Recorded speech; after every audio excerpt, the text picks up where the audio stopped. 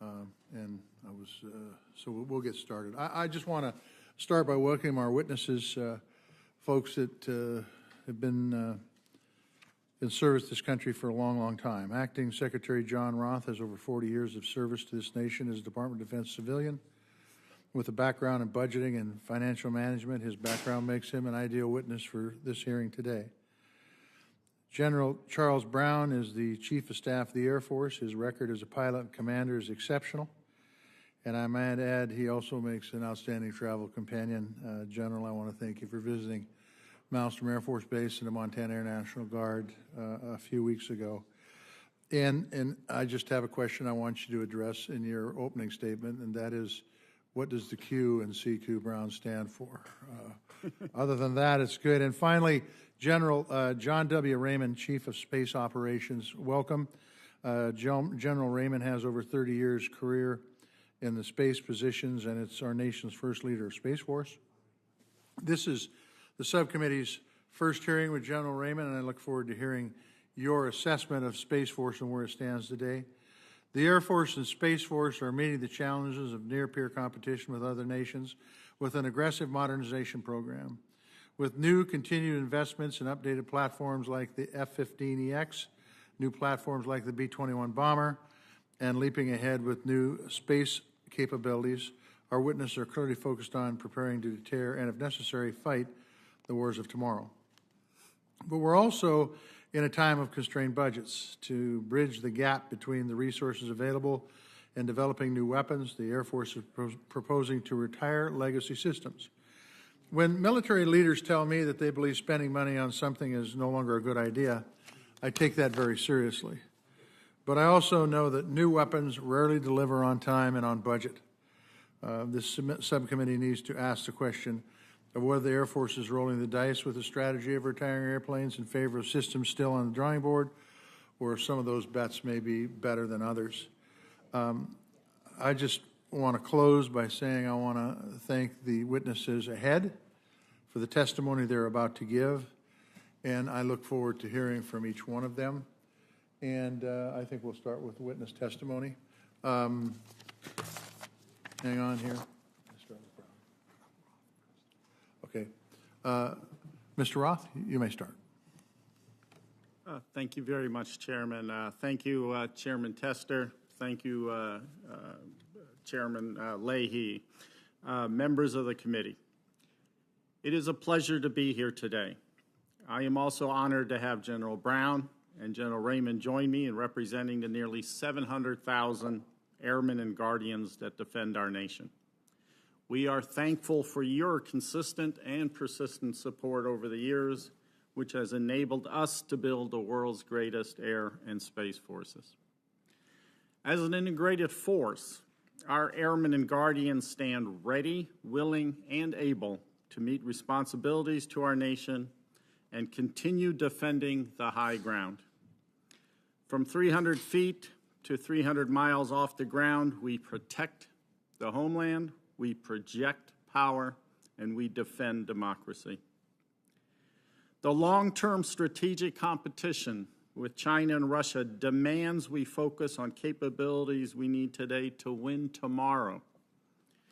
Our nation's competitive strategic advantage relies on air and space superiority, which is underpinned by rapid technological advancement and the extension of space as a warfighting domain. In line with Secretary Austin's priorities to defend the nation, take care of our people, and succeed through teamwork, our fiscal year 2022 budget is the beginning of a journey to the air and space forces of 2030. It builds the capabilities that allow the department to modernize while continuing to meet the national security objectives and defend the high ground.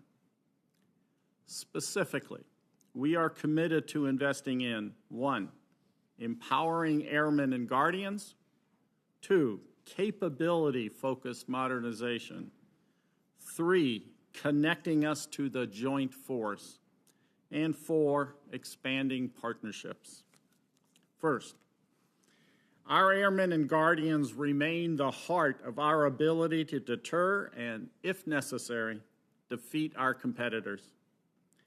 We are transforming our talent management systems to ensure we develop and train leaders with the competence, character, and skills required to win high-end fights. And we remain devoted to recruiting and retaining a diverse core of multi-capable, innovative talent to outmaneuver our adversaries today and in the future. We owe it to our force to provide them with an environment where all can thrive. That is why we are directing critical resources to rid our ranks of any corrosive elements and injustices that degrade our ability to provide a lethal, ready force. Second, to remain the world's greatest air and space force, we must look to the future through a lens of capability-based modernization. Evidenced by nuclear modernization and next-generation air dominance platforms, our digital acquisition approach revolutionizes how we design and field capabilities to the warfighters. Moving forward, we will expand on these digital revolutions while also investing in next-generation space systems that are resilient and defensive. Space is no longer a benign domain. Our U.S. Space Force was purpose-built to deter and protect free access to space.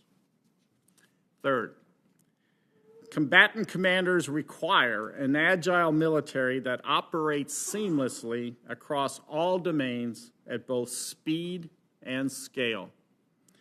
That is why we continue to invest in capabilities like the Advanced Battle Management System, our contribution to Joint All-Domain Command and Control, which will connect every sensor to every shooter across all domains. Likewise, access to and freedom of action in space is central to connecting us to the joint force.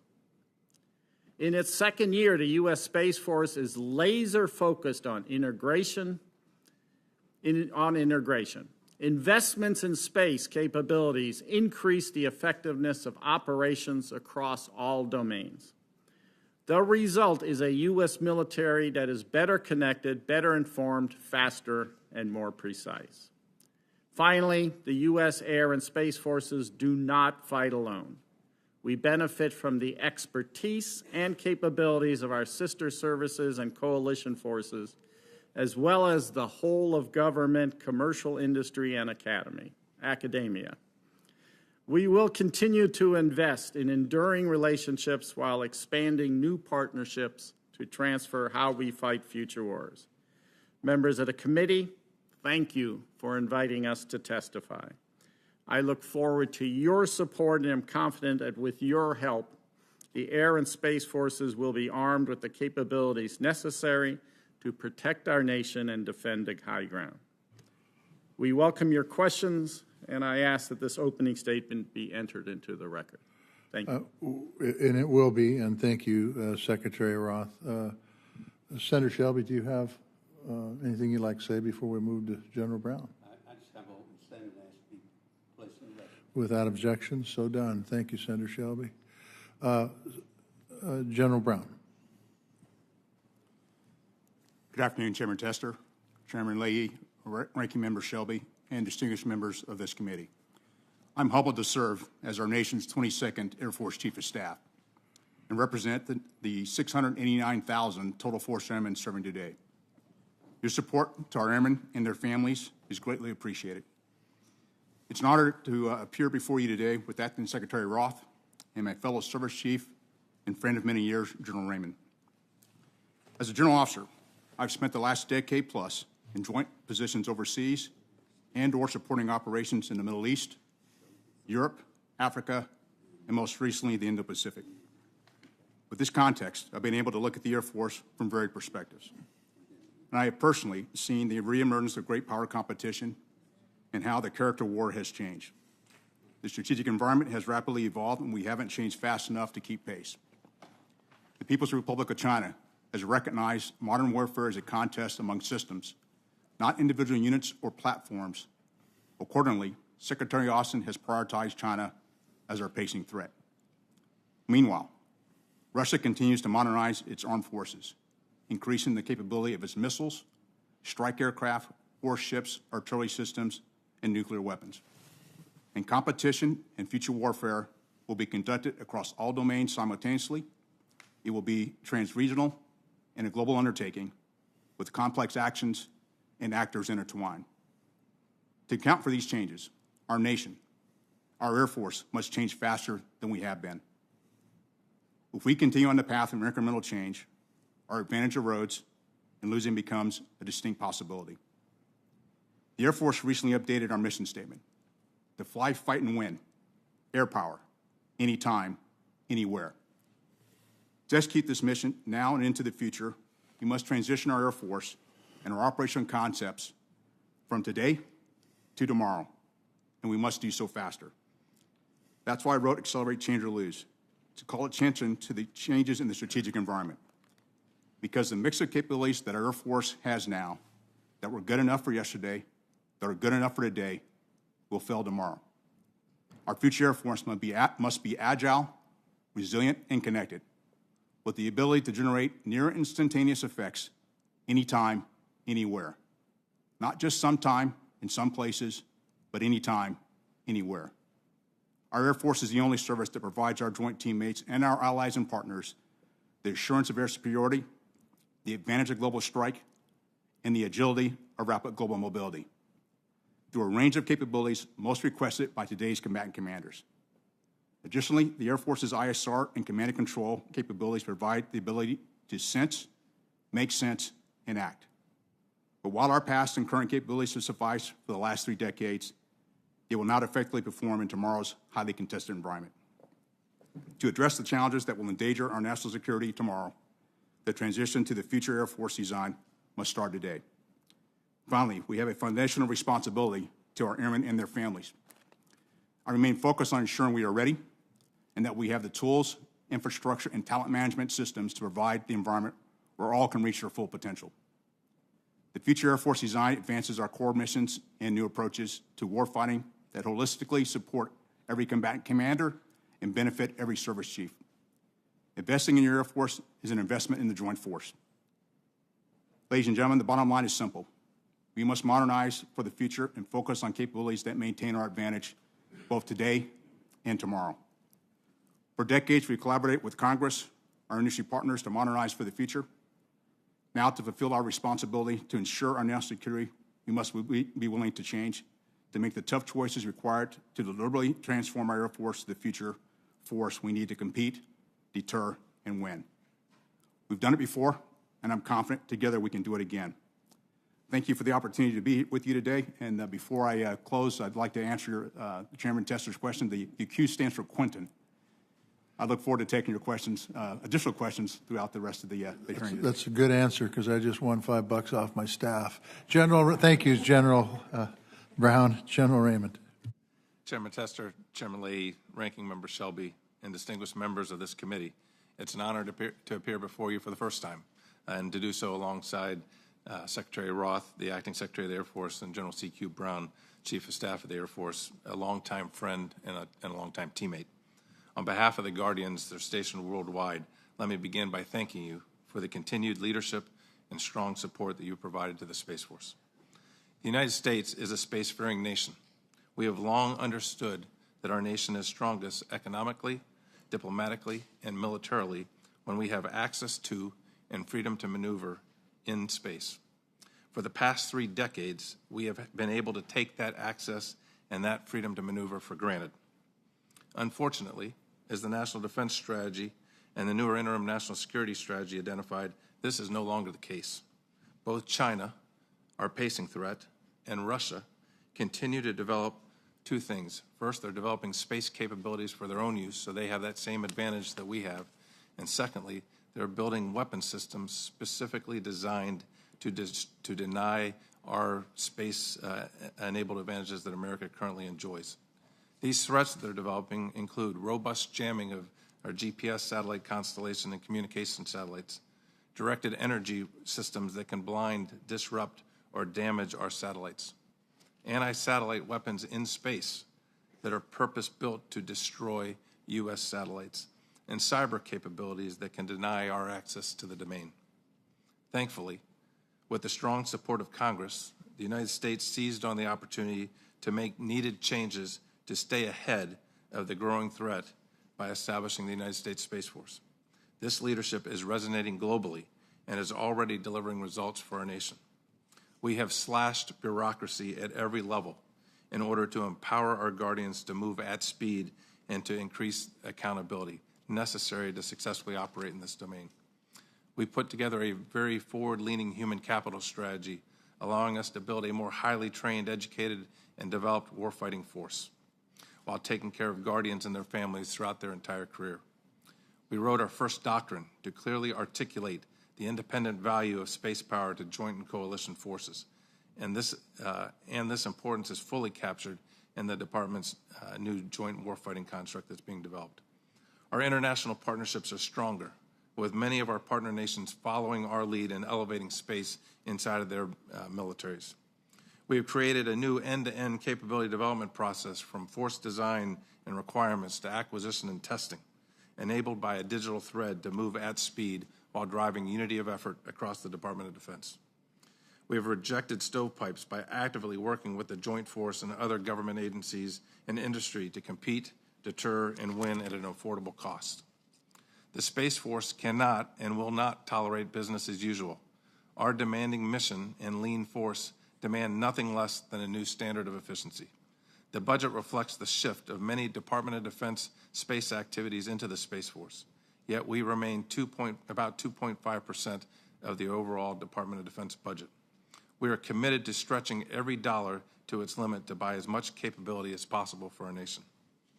This fiscal year, the 2022 budget balances the need to protect capabilities we have on orbit now while shifting and modernizing to a more defendable architecture in the future.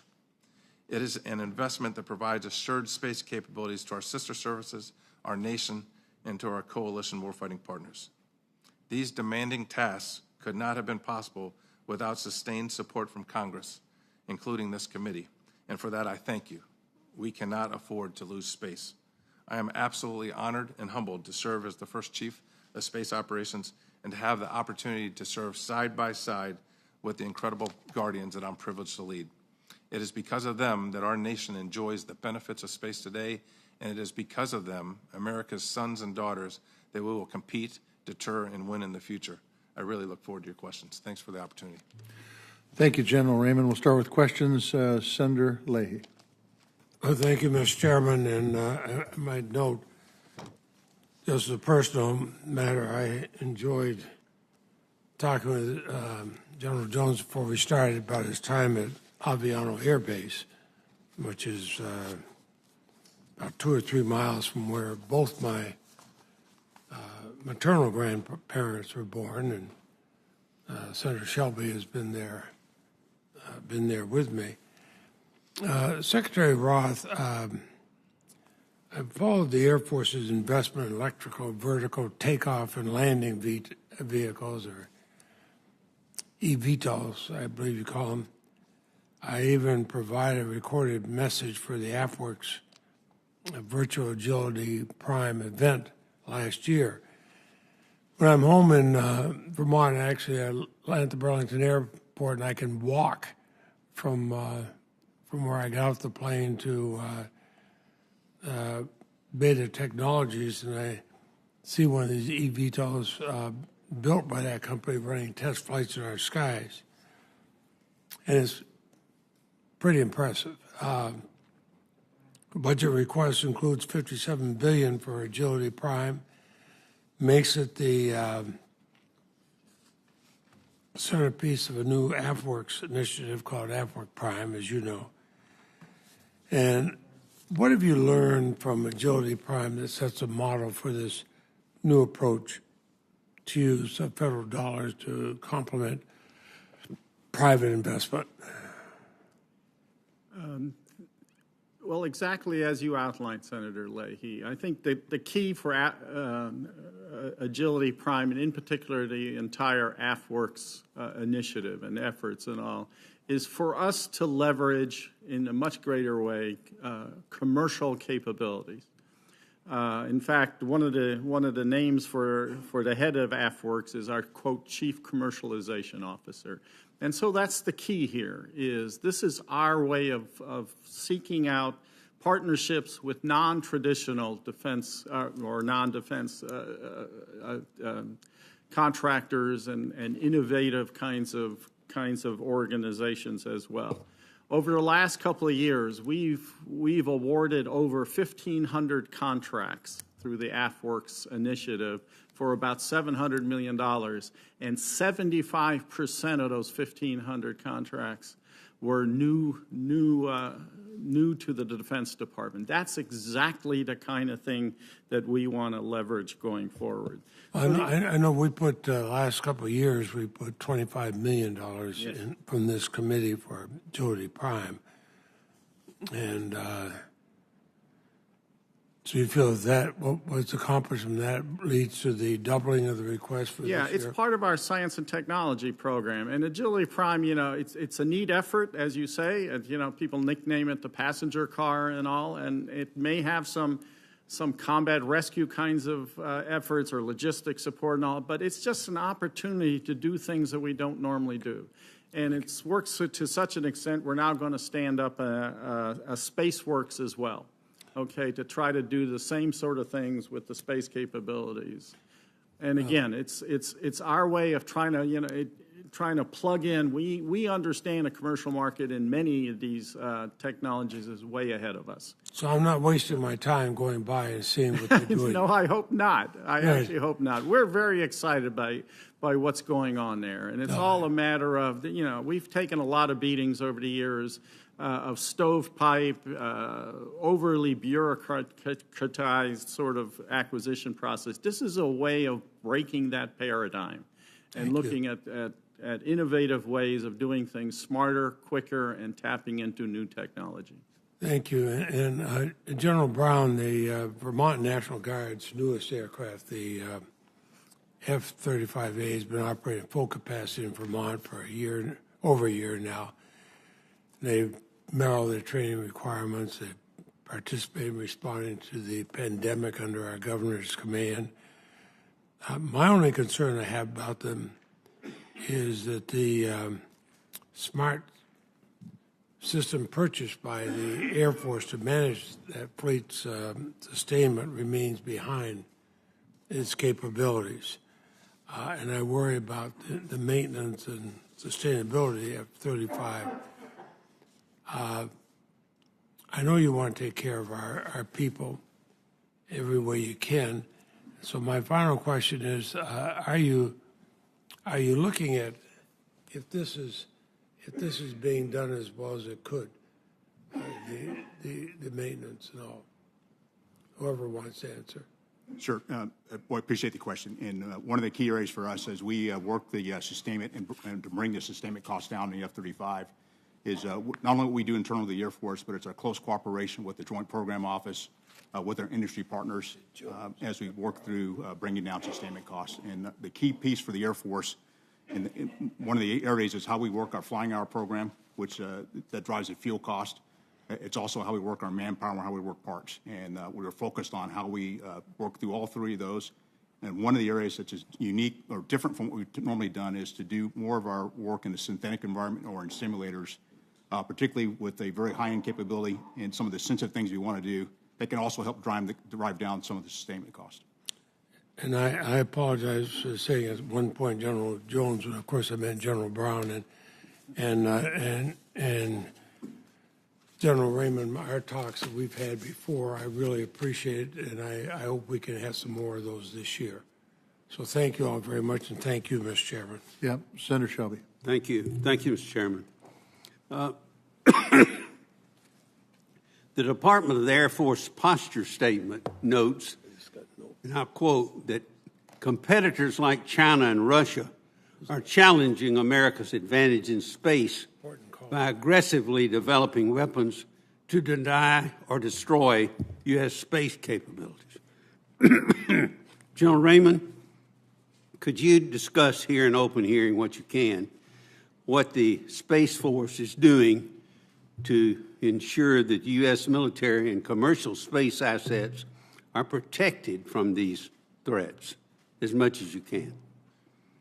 Absolutely. Thanks for the question. And that threat is, as I mentioned in my opening statement, is very robust today, and it's growing, and it's very concerning.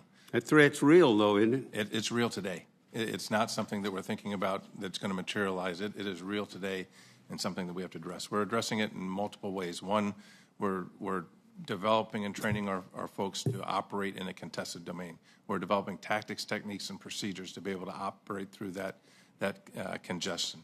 We're designing new architectures, so rather than having a satellite constellation that has a handful of very exquisite, very expensive, very slow satellites that are not very defendable, and shifting to a more defendable architecture.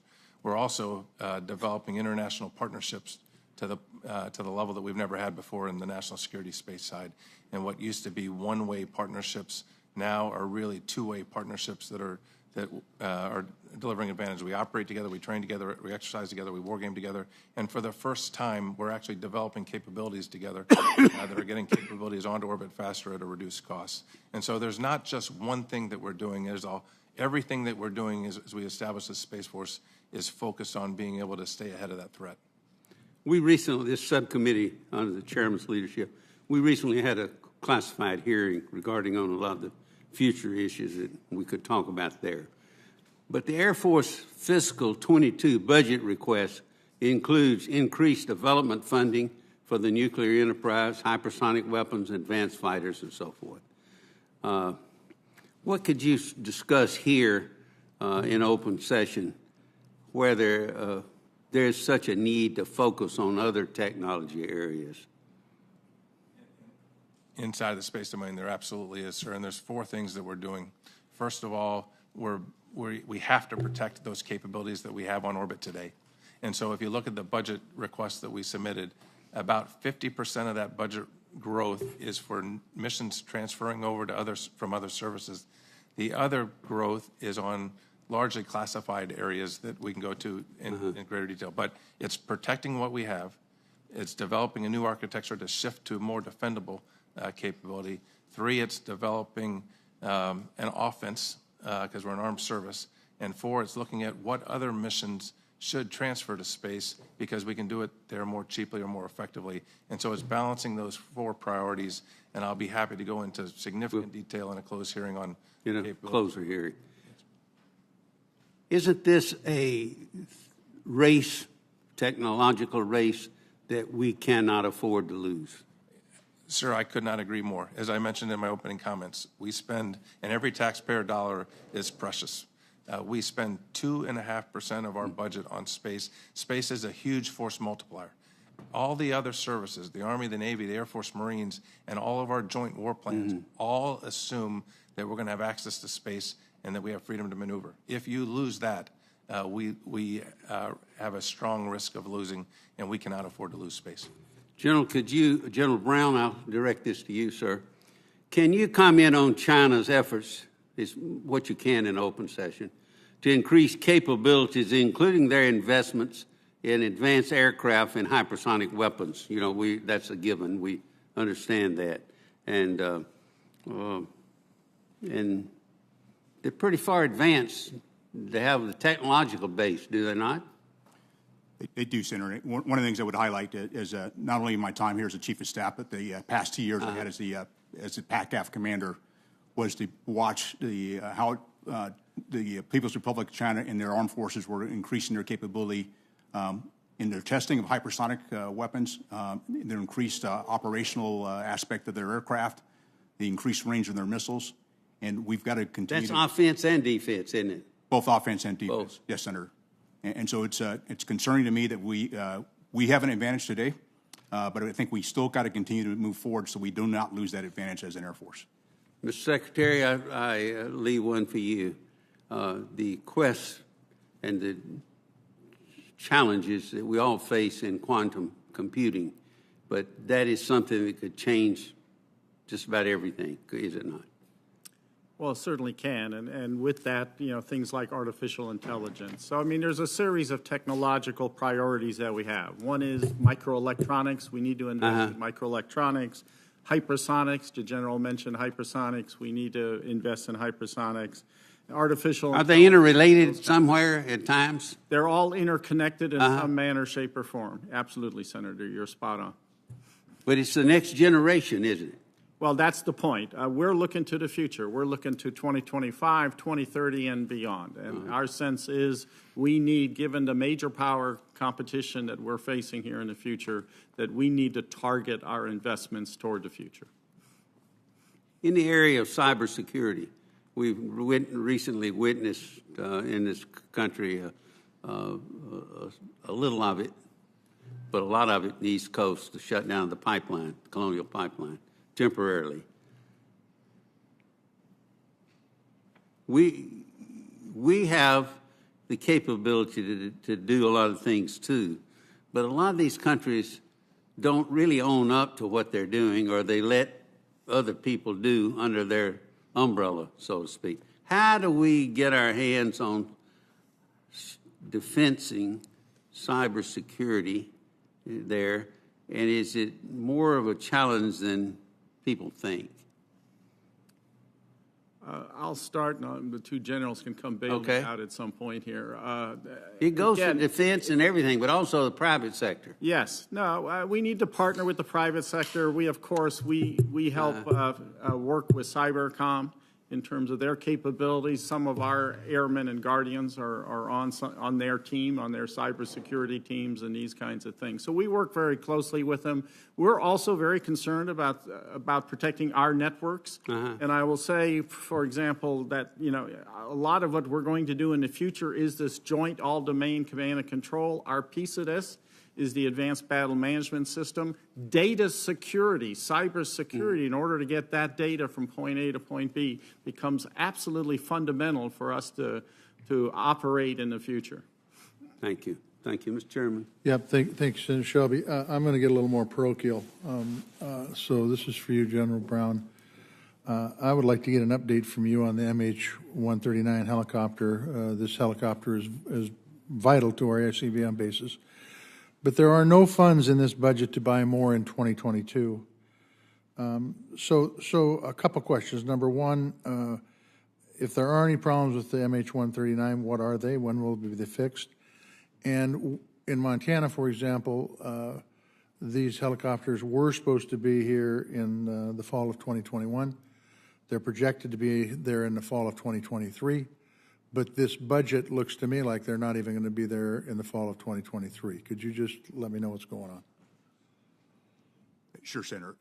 One of the challenges we've run into, this is the MH-139 is built on a commercial platform, and we added military equipment to it. And then in the process of testing, we ran into a couple issues on the military application that was added to the commercial helicopter. We're resolving that piece. At the same time, we're continuing testing with the rest of the MH-139.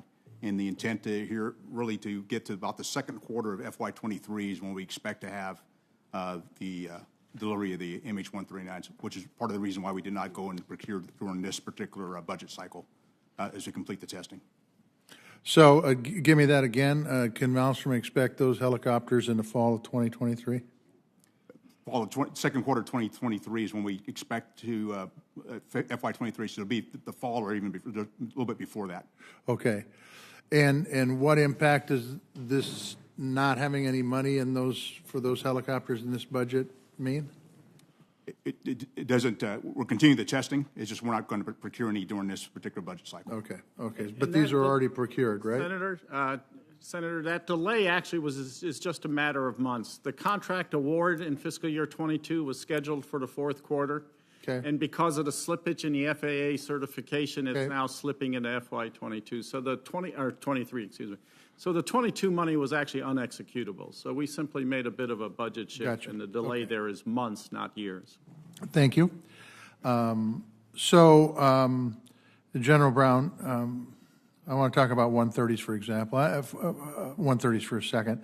I talked in my opening statement about the fact that legacy if you walk up to me and say, we don't need this equipment anymore, I value that perspective. And quite frankly, I'm going to do my best to make sure that we meet the needs of the Air Force, and if these aren't needed anymore, we should do away with them.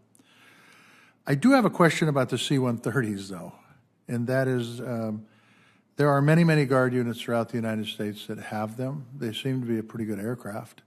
They've certainly stood the test of time, and they still have a pretty, I think, important cargo aspect to them from an airlift capacity. This budget divests of 8 of those C-130Hs. So the question is number one, and I hate to ask this question, but I've got to ask this question. When you're looking at needs, are you looking at domestic needs too? I would assume the answer to that is yes.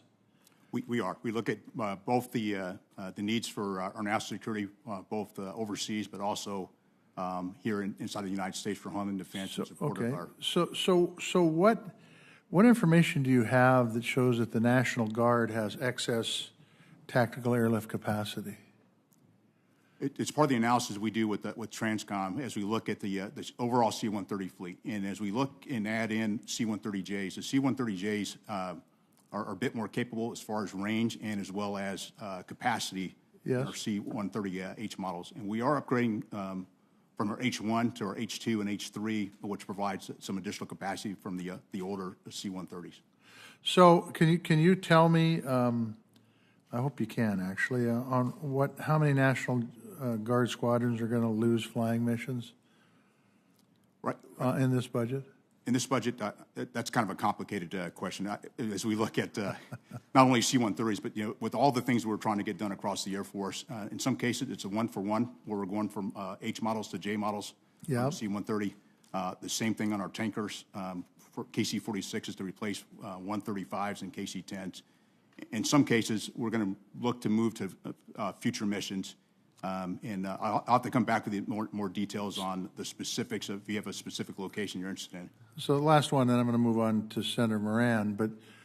But is it fair to say that there will be some Guard unit squadrons gone after this budget's implemented? Senator, I wouldn't say gone. What I would say is what we're doing with each one of our Guard units is not to leave any one of them uncovered. Okay. And to ensure that we have missions, whether it's going back into a C-130 or into another airplane, but missions that are required for the United States Air Force, not only for the Air Force, but for our joint teammates and for our nation. Okay. Senator Moran. Chairman, thank you. General Brown, let me continue with you. I'm pleased to see that the Skyborg program is moving forward. Unmanned autonomous wingmen have, I think, a real potential to protect our pilots while acting as a force multiplier. And I appreciate especially that the Air Force has recognized the expertise of University of in my state, Wichita State University, and decided that they should be a part of the Skyborg program. Would you discuss for me the importance of digital design and advanced manufacturing as the Air Force, as new Air Force programs such as Skyborg are announced and undergo a less traditional acquisition process? Sure. Senator, I see it as kind of the way of doing things in the future.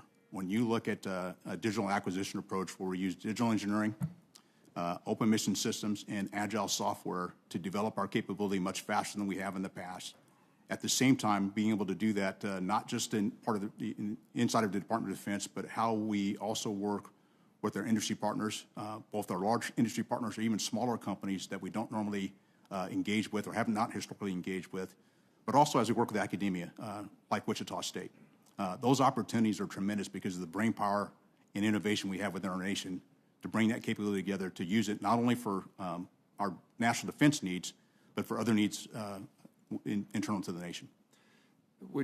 I appreciate that answer. Would you describe how digital design transforms the way the Air Force designs and maintains its aircraft?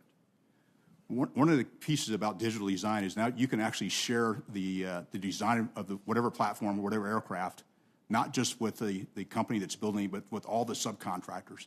And so when they're able to share that design, all the pieces and parts come together much more quickly. And having had a chance to visit some of our industry partners that are going down this path, It speeds up the process to be able to manufacture capability. It drives down the risk in execution, in building, and gets us on cost and on schedule much better than we have been in the past.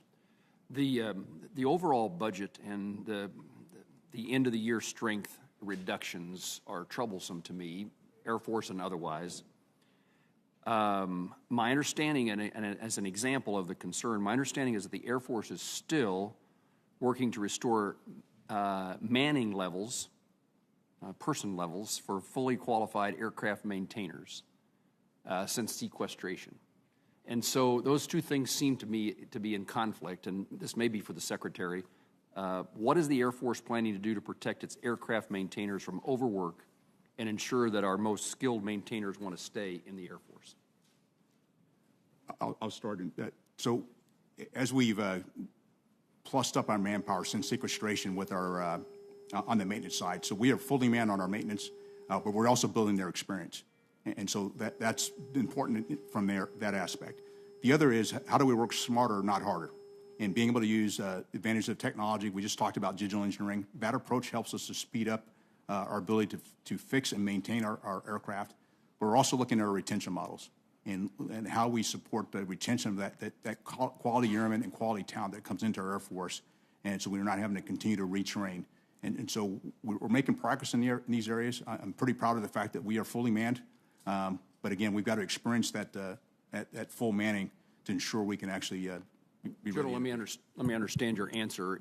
Are you suggesting, I'm taking offense at it, but the premise of my question is no longer accurate, that the things are okay in this manning situation? Well, as far as we're close to 100% manning. It's just the experience levels. We brought a number of young airmen in at the same time, so building up their experience. So we have the numbers, but the experience level needs to increase. Okay, thank you. Thank you. Senator Feinstein. Thank you very much, Mr. Chairman. General Brown, it was good to speak with you on the telephone 2 weeks ago, and I'd like to follow up with you and the Secretary on an issue I raised during our call. California, as you know, is facing a horrible drought, and we've had 5 times as much acreage burned this year so far as we had last year. Last year, 4 million acres, 10,000 structures, including 5,000 homes burned. So that tells you a little bit about the size. Yesterday, I received your letter, thank you very much, updating me on progress in modifying the 7 Coast Guard aircraft for transfer to the state of California and to CAL FIRE in particular for firefighting. This was directed in the 2019 Defense Authorization Act. So here's the question.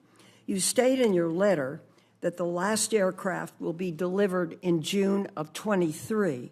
You also say that you will accelerate the timeline if you are able to. So is there any news for California? Is there anything that we can do to help you accelerate delivery? Again, I appreciate speaking with you as well, and a little more detail from our conversation in the letter. The summer of 23, June of 23, will be the last of the 7 aircraft. The last of the 7 aircraft will be delivered in June of 23. They're already the steps for the aircraft is to go through a depot maintenance and then put the retardant delivery system onto the aircraft. So there are 2 aircraft that are already through the depot and going through the process of getting the retardant delivery system put on in Sacramento. And so the first 2 will be done at the fall of 22. And then it'll be through the next 6 to 7 months, you'll get the rest of the aircraft by June of 23. And my commitment is to try to, as much as we can, to work with California and the depot there in Sacramento to accelerate as much as we can. Well, it's very much appreciated. As you know, these are big fires, and the amount of acreage burned is really huge. I hope to get in a second question. The budget put forward by the Department of Defense and by the Air Force is driven largely by the need to compete with China. Today, the Senate is considering a very broad array of measures to get tough on China. At the same time, I have a very strong belief that dialogue is critical to ensuring transparency and to reducing misunderstandings. One of the things that I've learned is that there has never been a military-to-military communication on an ongoing, effective basis with China. And I've written about this, and is there any effort to change this and improve relations with some military-to-military contacts, as many nations do? I think it would be a big help.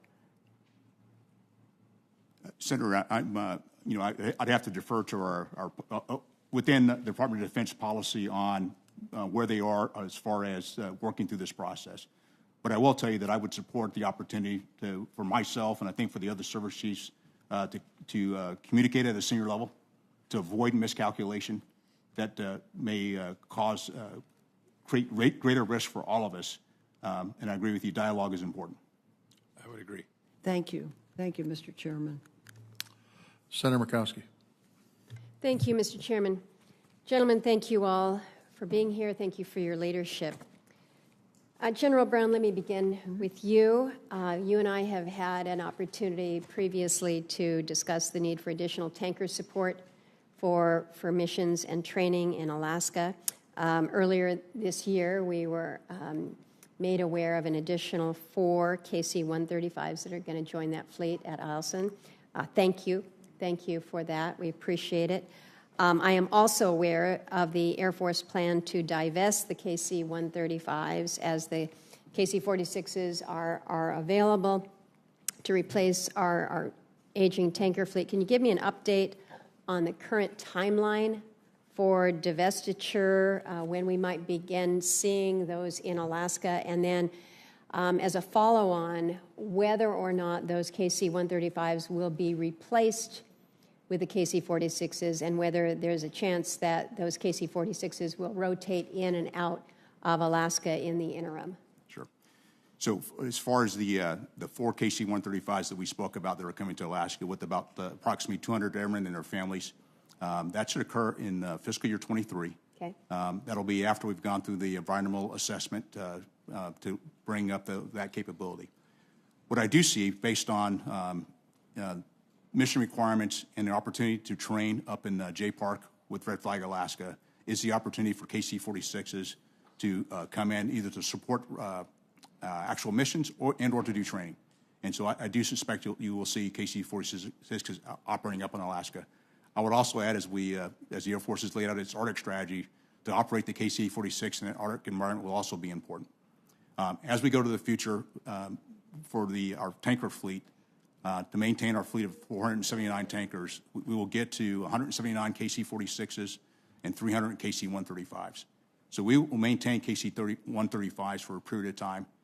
At some point, probably a number of years into the future, we'll have to take a look at those remaining KC-135s and how we recapitalize those going forward. But you do see those KC-46s as being part of this rotation in Alaska then? Yes, ma'am. Because just like most of our for the Air Force, our capability to operate all around the world, as I say, anytime, anywhere, to include Alaska, is an opportunity to bring the KC-46s to Alaska and many other places around the world. Good. Appreciate that. We had a hearing a couple weeks ago with General Hokanson. This was the National Guard and Reserve hearing, and I had asked him if he could take a look into the HH-60 upgrades and the additional aircraft that are needed for the 3 rescue squadrons there at JBER. What I'm told is that these HH-60s that belong to the 176 have the highest operational tempo in the Air Force, and they have the highest utilization rate. We recognize that the wing needs additional and upgraded HH-60s.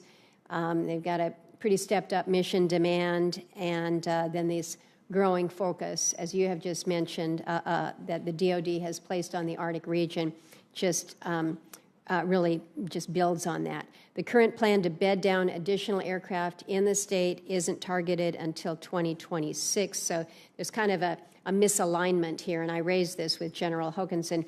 He mentioned at that hearing that he intended to connect with you to talk about this, so I'd ask you the same question. What options exist to allow for perhaps a reprioritization of these assets? And is this utilization rate calculated in the decision-making process? Senator, as we look at the laydown for our H-60s and our Gulfs and our Whiskies, which are our new models, we do the swap out based on the oldest aircraft. And the Alaska Air National Guard with their H-60s have the newest of our G models that they just received in 2020, which and we do look at the operational tempo. We also look at age of the aircraft as we make that transition, which drives to where Alaska now has the newest of the Gs, and then they'll be in line to get the newest, the Whiskey, which is our newer model, as you described, in 2026. Yeah. Well, again, we recognize that there's a lot of work that goes into that particular mission. My time has expired, but General Raymond, know that I would like to follow up with you, and I'll probably do so by way of a question for the record with regards to updates on where we are with the Space Guard Reserve Force. As you know, we've had an opportunity to talk about the role of Clear Air Force Station there and how that is just key to essential Space Force assets. So I'll look forward to that update. Thank you, ma'am. I look forward to it. Thank you. Thank you, Mr. Chairman. Senator Schatz. Thank you, Mr. Chairman. Thank you, Generals and Mr. Secretary. I want to talk to you, Mr. Secretary, about energy reliability.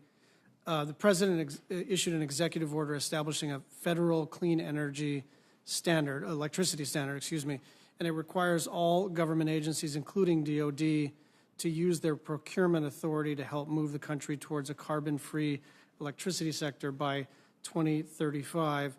So can you talk to me about how you're using your procurement authority to comply with the President's executive order?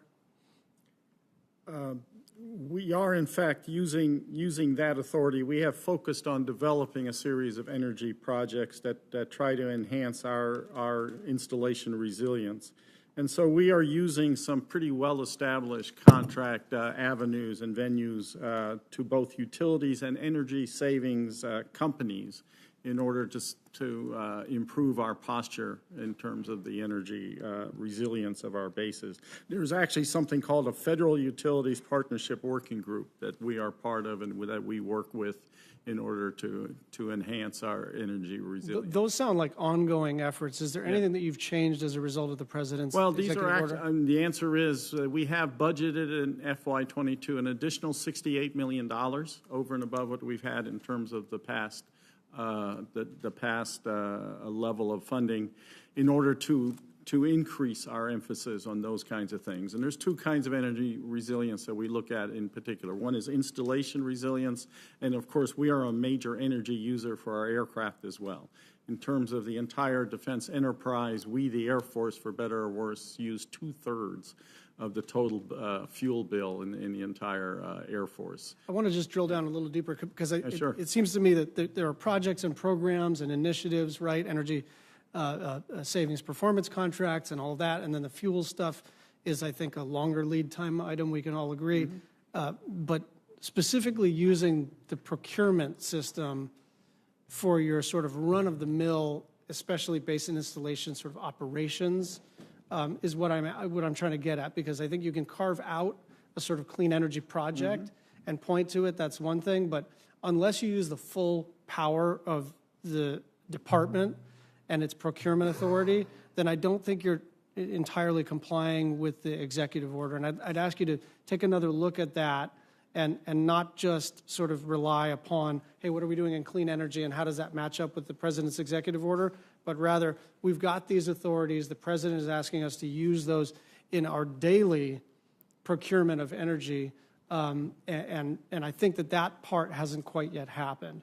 First of all, do you agree with that, or you think I'm getting that wrong? I'm not sure, so let me do this. Let me commit to you. Let's get together and let me send some of the folks who are the subject matter experts to talk to you. I'm not that deep on it, and so I think that's a fair point. And I think let's provide you more details, and we can go from there.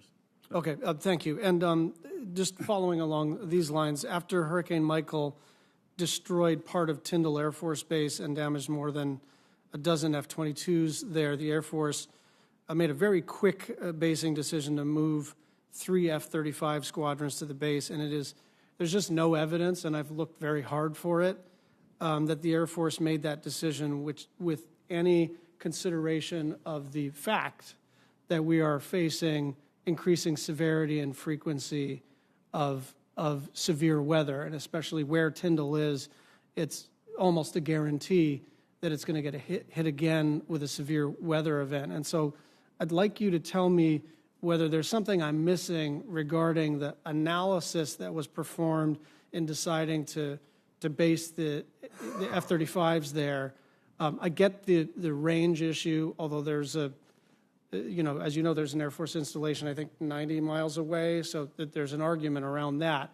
But more specifically, even if you did arrive at, this is an important range, we don't want to lose it, it's perfect for the F-35s, you still have to do a climate analysis, right? You still have, and not for ideological reasons, but because we don't want to lose our assets again. And I'm wondering if you can speak to whether or not there was any analysis about severe weather impacting our assets. Well, what drove the decision in general was, in fact, the availability of the airspace and the fact that it is a terrific asset for us to train with. That said, I think we're actually pretty proud of rebuilding Tyndall. If we have an opportunity, we'd love for you to come take a look at it. It is going to be a model base, and we're taking the climate impact very much into consideration. The building that we're doing is well above building code. We're going to make sure that our buildings can absorb a certain amount of storm surge. They're going to be a foot or more above what they were before. And the buildings are going to be built to a higher wind standard, 165 miles an hour, whereas I think the local code is something like 125 miles an hour. So we're well aware of the kind of risks that are involved in that region, and we're going to try to make sure that Tyndall is much more resilient than it was in the past. Thank you. Yeah, we got great airspace in Montana, too. Senator Boozman.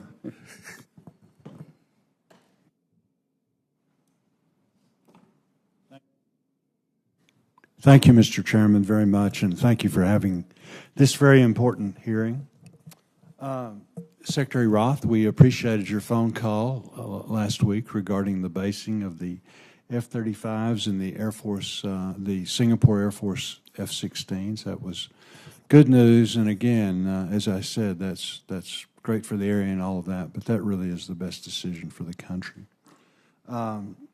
General Brown, we appreciated getting to visit with you on the phone not too long ago and talking about Air Force priorities.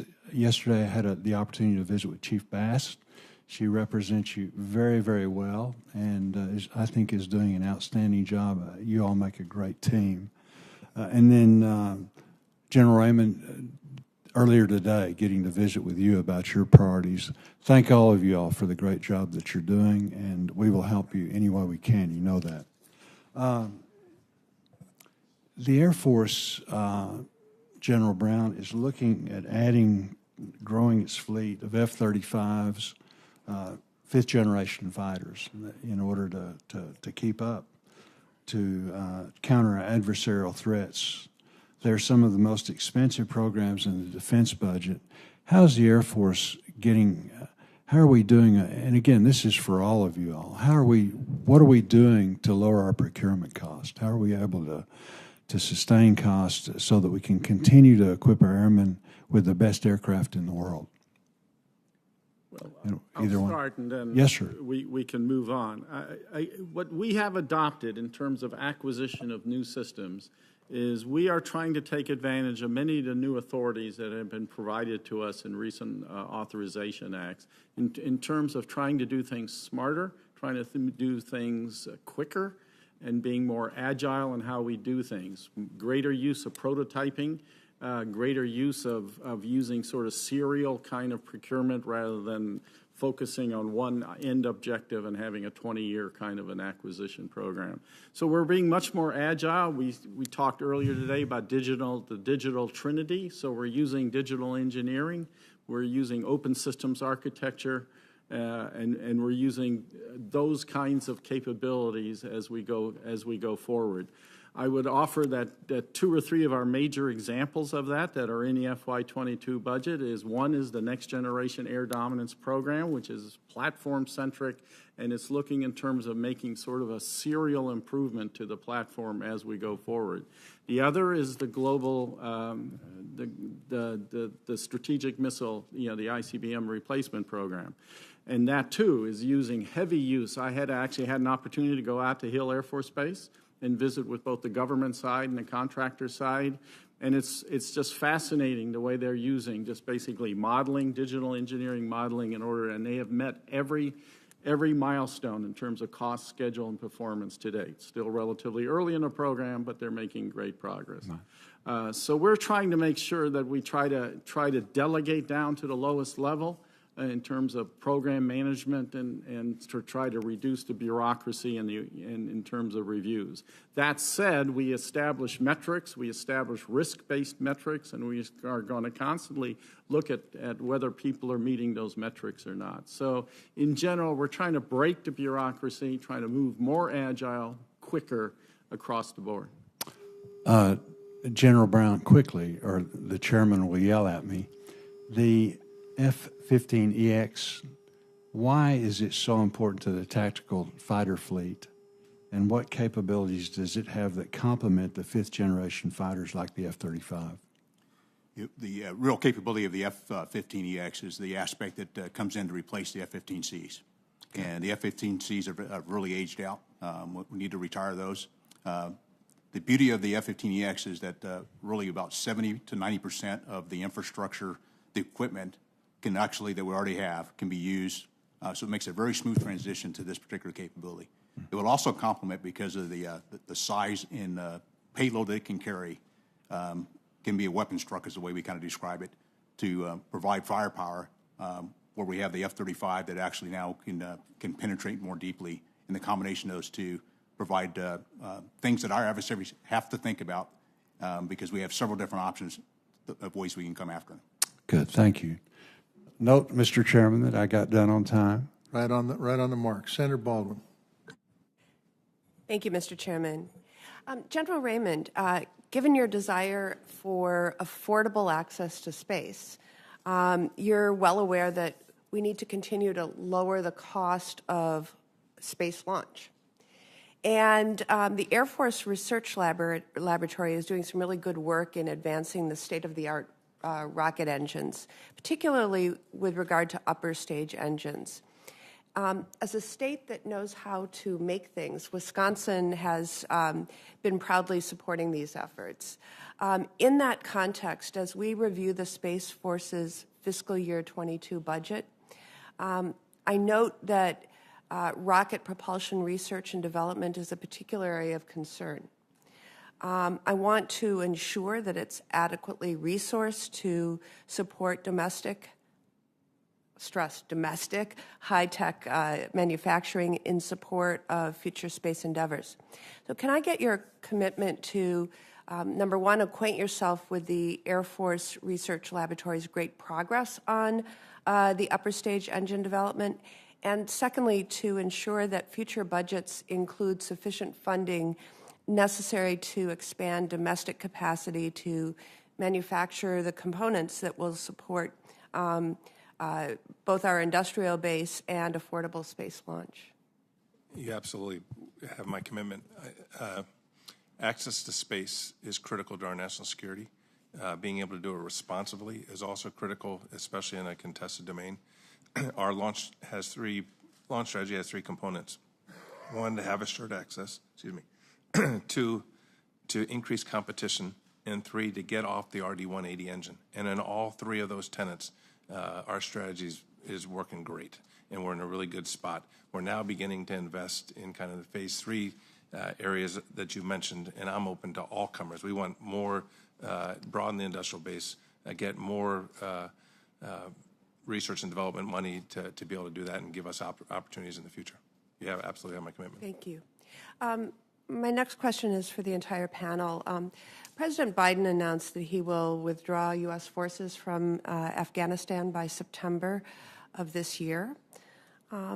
Ultimately, while I think it was a very difficult decision, I think it was the right one to make.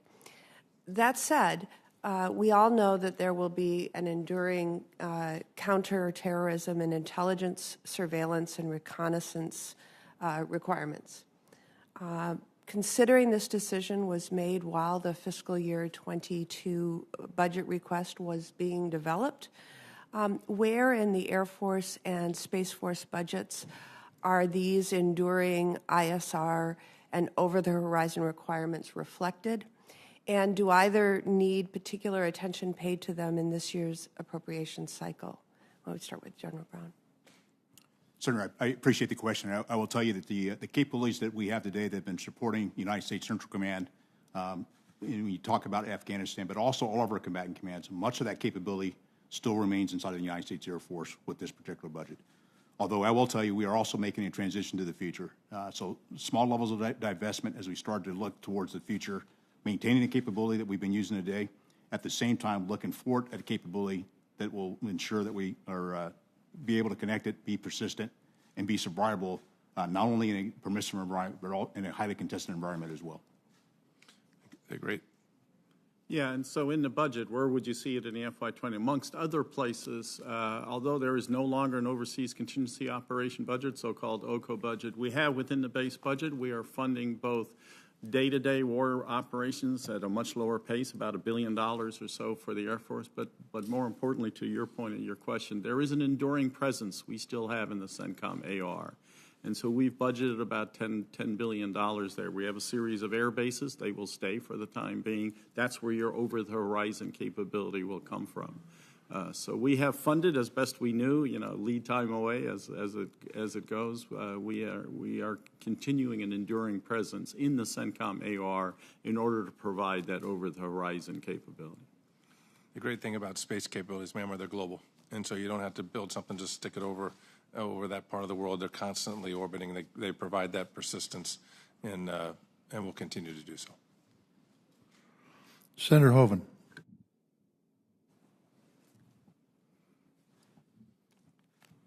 Thanks, Mr. Chairman. Appreciate it. Thank you, gentlemen, for being here today. Appreciate it. General Brown, thank you for your recent visits to both Minot Air Force Base and Grand Forks Air Force Base. Very impressive. And also, General Raymond, thank you for your recent visits to Grand Forks Base and the surrounding area as well. Mr. Secretary, I understand that our chairman asked you about the MH-139. And that you gave good answers there, at least from our perspective. Mine is simply, are you confident we can keep that program on schedule? Yeah, I think so. I think, as you're aware, the reason there is a delay in a program is that we don't have the FAA certification yet. But as I understand it, we're on schedule. This should only mean a fairly minor delay of some months in the program, and it's not a showstopper. So our intent. We had 8 aircraft that were funded already in FY21. The next tranche will be funded in FY23. The only reason you see a gap there in FY22, that particular procurement contract was simply not executable in our judgment during the 12 months of FY22. So it was simply a shift from late in FY22 into early FY23. And then both LRSO and GBSD, do you feel they're on schedule and can stay on schedule? Yes, both programs are meeting all their schedule and cost milestones to date. Admittedly, I would say, channeling my former comptroller background, is still pretty early in both programs. But they're doing terrific, and both programs are making heavy use of some of the new technologies in terms of digital engineering and those kinds of things. So both programs, we hope for the LRSO to be able to award the next contract this month. It is now shifting as we speak into the engineering, manufacturing, development stage, so-called Milestone B in our nomenclature. So they just had their board review, and we anticipate being able to award that contract this month. Thank you. General Brown, same question. As far as the B-52 and the reengineering, on schedule, and do you anticipate that we can keep it on schedule? I do. We're at a point where it looks like really about this December we'll be able to Don select on the re-engineering, down to the company will actually do the re-engineering for the B-52. Okay, good. And then also, what about getting a weapons generation facility going for Mounted Air Force Base, which is the only dual nuclear base in the country, as of course you well know. And again, thank you for your visit. As part of our discussion, we were there at Minot, was because of its dual capability, it'll be the last of the three, because we'll learn quite a bit from the other two locations that we're going to do before we get to Minot. And because of its uniqueness, I think it really important so we get this right, not only for the others, but for Minot as well. Well, we'd like to work with the office to get a time for starting it. Understood. Understood, Senator. Thank you, General. Thank you. General Raymond, again, thanks for your visit. So we're working on laser communication with satellites rather than radio waves. So ground to laser to satellite, satellite to satellite, satellite to ISR. Why is that important? And talk to me about your commitment to accomplish that. Sir, Senator, the importance is resilience. As I mentioned in our posture statement, the domain has become much more contested, and our adversaries are developing capabilities to be able to deny or disrupt our access to communication satellites. This provides a layer of resilience. It's absolutely critical. It's what we're focused on.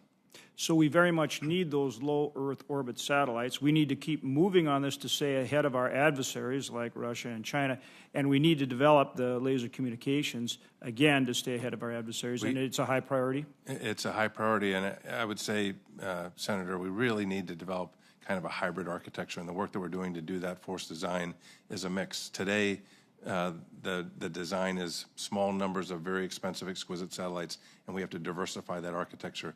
There's going to, for resilience, the low Earth orbit piece of that's going to be important as well as other orbits, but it's absolutely critical. Exactly. We need both. Yes, sir. Yes. Thank you very much. Thank you, Mr. Chairman. Senator Murray. Thank you very much, Mr. Chairman. Thank you, gentlemen. Really appreciate your being here. Secretary Roth, General Brown, let me start with you. The 92nd and 141st Air Force Air Refueling Wings at Fairchild Air Force Base are really vital to our global mobility and our global reach, and it's important to me that we make sure that these units are optimally equipped to meet their mission. I really support the Air Force's recent selection of Fairchild as a candidate location for the next KC-46 main operating base. They have consistently been a top-scoring installation because of their strategic location, their existing infrastructure, and their strong community support, and it's long past time to get them those tankers. But I am concerned that the proposed divestments of KC-135s will hurt the air refueling mission based in Washington State. What new missions and assets are you going to bring to Fairchild to continue investing in Fairchild and the community for the long term? Well, in terms of, as you said, the KC-46 is a competitor. We're all the way up to main operating base number 6 as we're going through our strategic basing process. So Fairchild is a terrific candidate, to receive that next tranche of reserve of aircraft. So that's at least a partial answer to your question, that we would bring, we could potentially bring KC-46. I would defer to the general here in terms of what other things.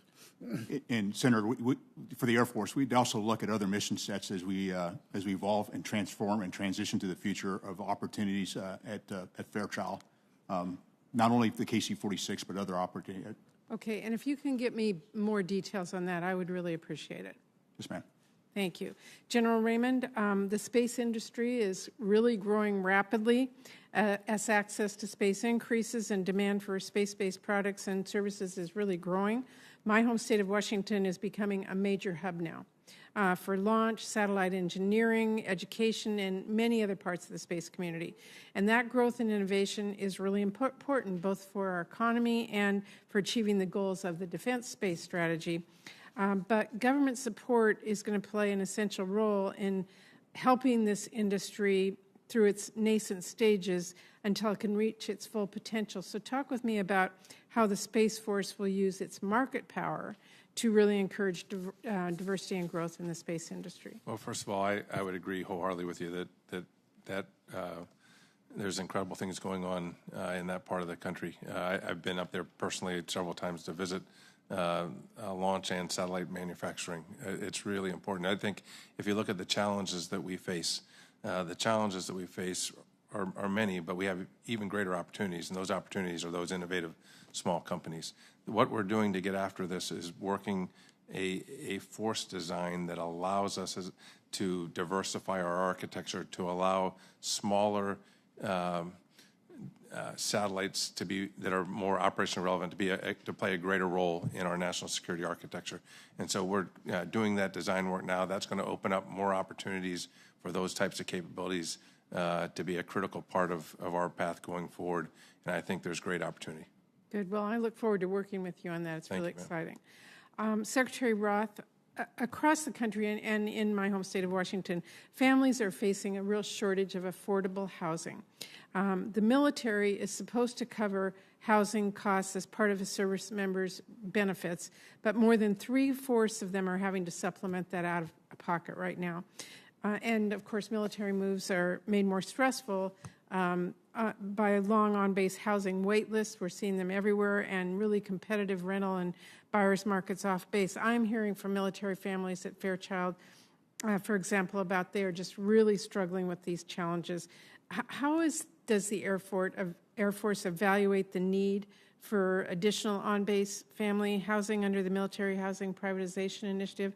And what can be done to help families near Fairchild with this right now?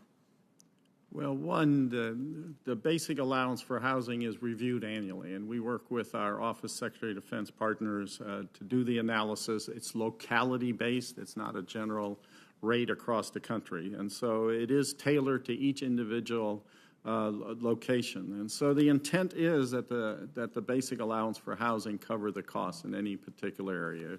If it's not, if there's an unusual spike or something, we try to catch up as best we can. In terms of actively looking forward in the future in terms of any further military housing like privatization initiative and that type of thing, right now it was enormously successful 15, 20 years ago. We did a lot of progress and all, but we did so in part because we got an exception to the Office of Management and Budget scoring rules in order to allow us to capitalize with private money and put up a fairly modest amount of government money and leverage some private money.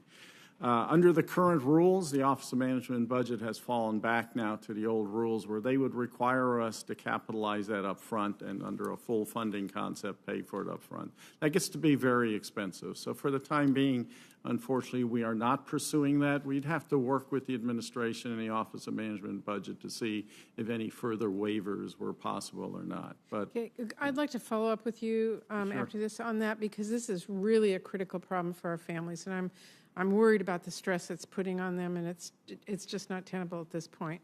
And I know I'm out of time, Mr. Chairman. I did just want to mention childcare to all of you. The wait lists are really long, and we're hearing from everyone that this is just really a stark reminder that we need to deal with this. I don't have time for a question right now. I'll follow up with all of you, but I've not lost sight of this.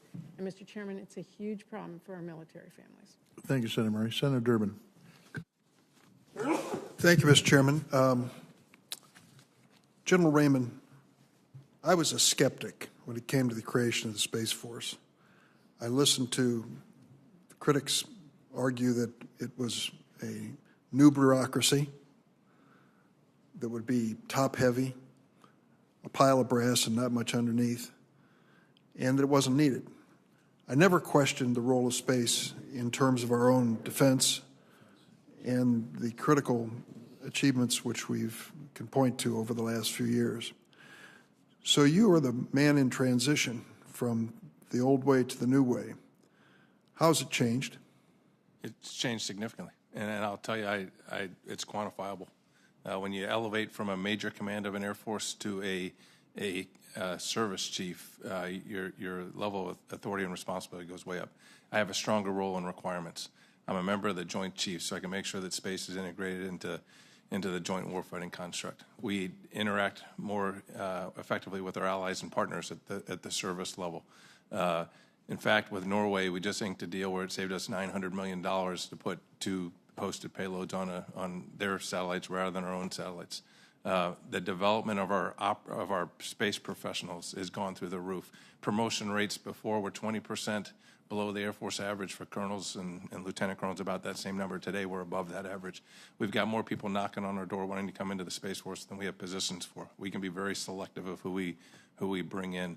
Across the board, we have seen measurable, quantifiable increases that's great for our nation. So, General Brown, when you hear that, does it give you any kind of pause or inspiration for the rest of the Air Force in terms of what's happened with the Space Force? It does. And one of the key areas that I see is because of the elevation of Space Force, it actually has brought in more, I would say, collaboration between the Air Force and the Space Force across our airmen and our guardians because of the dialogue that happens at a much lower level on how we talk about space capabilities. And so there's some real pluses there. The other part is now you have someone who's really focused on that domain. If, a year and a half ago, 2 years ago, my predecessor would have been responsible for both. Now you have someone focused on a new domain, and it allows both of us to really work very closely together on how we use those future capabilities and align those capabilities between our 2 services. Secretary Roth, are there any changes in procurement or acquisition with this Space Force that you're considering or have implemented? Well, first of all, the Space Force is another one that is making maximum use of some of the new authorities we have in terms of using things like digital engineering and being more agile and the like. So I would have to say that the Space Force is out and leading on that as well. What's going to happen eventually on 1 October 2022, or at least no later than 1 October 2022, the Space Force will have their own their own service acquisition executive. Right now, we have one service acquisition executive for both the air and space side, but under the Authorization Act of a year or two ago, we have to stand up a separate office, an Assistant Secretary of the Air Force for space acquisition and integration, but space acquisition here to the point. So I would think here too, very similarly, you have someone then who will be focused on space acquisition and won't be quote unquote distracted by other functions as well. Can I add in, sir? I just want to say very clearly that we would not be anywhere near where we are today without the great support of General Brown and the Air Force. One of the when the law was passed that established the Space Force, it said to focus on space superiority and rely on the Air Force for the support pieces. They provided us spectacular support. As we built this, they've really been a huge partner. Secretary Roth, different subject. Our modern military has really been grounded on civilian control and the separation of men and women in uniform from political influence. What are you doing to make sure that the next generation serving in the Air Force lives up to that model? Well, I think the short answer to is by leadership and making sure that the Secretariat does in fact use its authority and its influence as we go forward.